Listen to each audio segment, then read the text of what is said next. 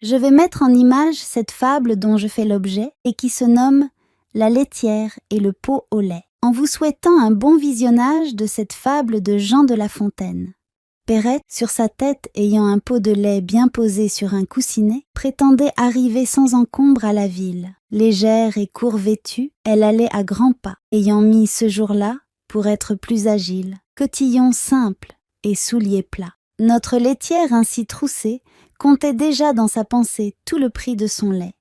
En employant l'argent, achetait un 100 d'œufs, faisait triple couvée. La chose allait à bien par son soin diligent. Il m'est, disait-elle, facile d'élever des poulets autour de ma maison. Le renard sera bien habile s'il ne m'en laisse assez pour avoir un cochon. Le porc à s'engraisser coûtera peu de son. Il était, quand je lus, de grosseur raisonnable. J'aurai le revendant de l'argent bel et bon, et qui m'empêchera de mettre en notre étable, vu le prix dont il est, une vache et son veau que je verrai sauter au milieu du troupeau. Perrette, là-dessus, saute aussi, transportée. Le lait tombe, adieu veau, vache, cochon, couvé. La dame de ses biens, quittant d'un œil Marie, sa fortune ainsi répandue, va s'excuser à son mari, en grand danger d'être battu. Le récit en farce en fut fait. On l'appela le pot au lait. Quel esprit ne bat la campagne, qui ne fait château en Espagne? Picrochole, Pyrrhus, la laitière, enfin tous,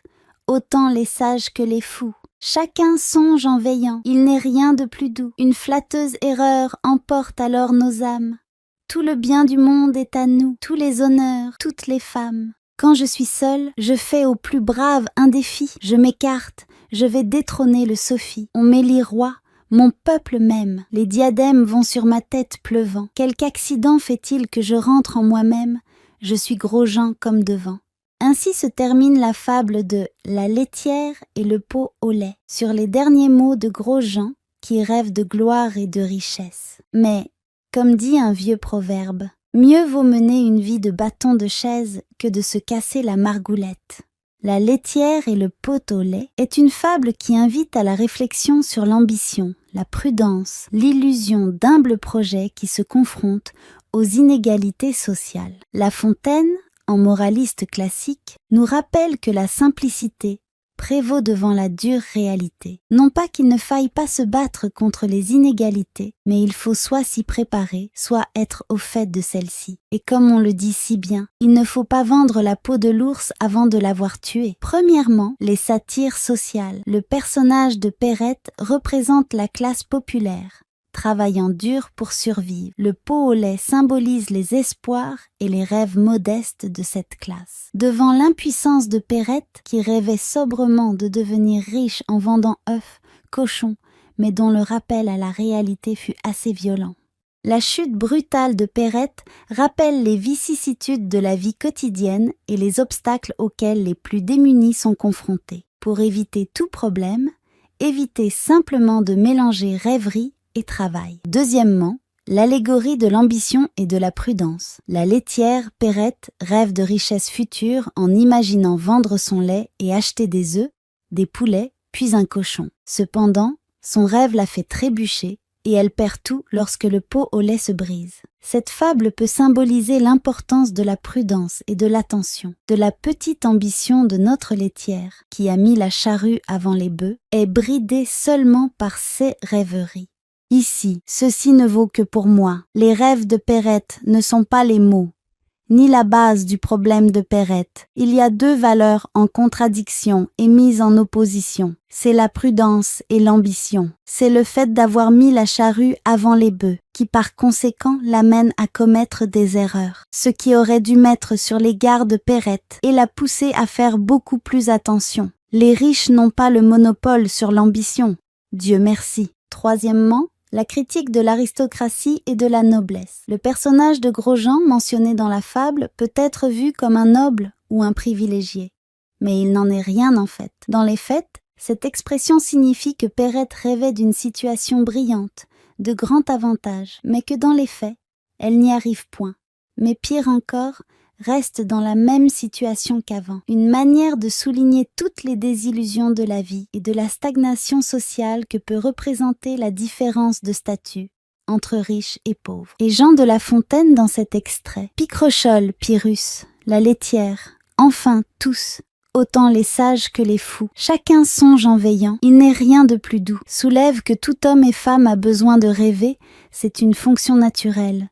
Tout comme manger ou boire, mais il nous rappelle à la réalité en soulignant doucement que la réalité est dure et souvent ne correspond pas à nos aspirations profondes.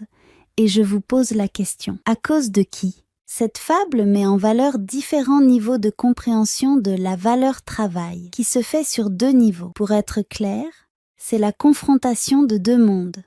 Le travail vu par les yeux de conformistes capitalistes, par exemple des roturiers, des rentiers, de riches personnes, des libéraux pantouflards, des bourgeois, contre d'autres conformistes rebelles, des travailleurs, des milliers de salariés, des esclaves modernes, se battant avec les règles institutionnelles qu'on leur donne et acceptant ainsi les miettes qu'on leur octroie. La Fontaine souligne l'écart entre les classes sociales et la fragilité des espoirs des plus modestes face aux privilèges des autres. Dans une société où la répartition des droits et des avantages sociaux n'est pas à l'avantage des pauvres et ne l'a jamais été. La Fontaine, en moraliste, nous rappelle que la simplicité et la prudence ont leur propre valeur. Merci d'avoir regardé cette vidéo de ces histoires, de fables et des contes que j'ai sélectionnés pour les ressortir d'outre-tombe. J'espère que vous avez apprécié. Ce projet est là pour mettre en place une chaîne YouTube qui à l'origine était formatée pour les enfants, axée sur un projet éducatif, mais après mûre réflexion, je me suis rendu compte qu'il était en fait simplement dédié à toute personne dotée d'une étincelante curiosité.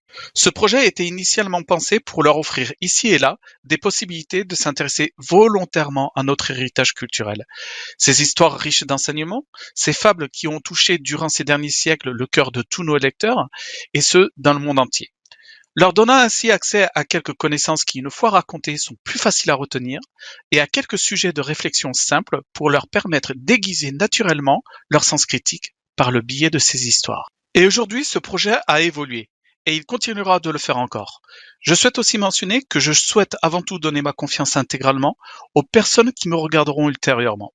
Pensant que mes vidéos ne sont absolument pas là pour défavoriser les plus jeunes d'entre nous, bien au contraire, car je pense fondamentalement que tout le monde est à même de comprendre mes vidéos, et encore plus aujourd'hui. Mes vidéos restent et resteront d'un accès simple. Si vous voulez me soutenir et ne rien manquer de mes prochaines vidéos, n'oubliez pas de vous abonner à ma chaîne YouTube, d'aimer ou de liker si vous préférez, car cela m'aide beaucoup dans mon travail, cela récompense en quelque sorte le travail effectué. De commenter et de partager à vos proches qui seraient susceptibles d'aimer les contenus de ma chaîne. Et finalement, la partie que je n'aime pas, car je n'aime pas demander de l'aide en général. Mais ici, ça fonctionne ainsi et je dois m'y faire. Donc vous pouvez aussi me suivre sur mes autres réseaux sociaux, vous trouverez les liens dans la description. J'ai mis en place un Discord où vous pourrez connaître plus rapidement toutes les avancées notoires de cette chaîne. J'ai aussi un Tipeee et un Kickstarter pour me permettre peut-être de commencer dans de meilleures conditions et évidemment et seulement si cela vous est possible.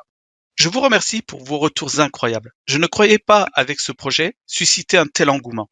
Évidemment, je reste à votre disposition. Je suis Nils Askalan, votre elfe conteur à plein temps. Je vous remercie encore 1001 fois et donc à la prochaine histoire.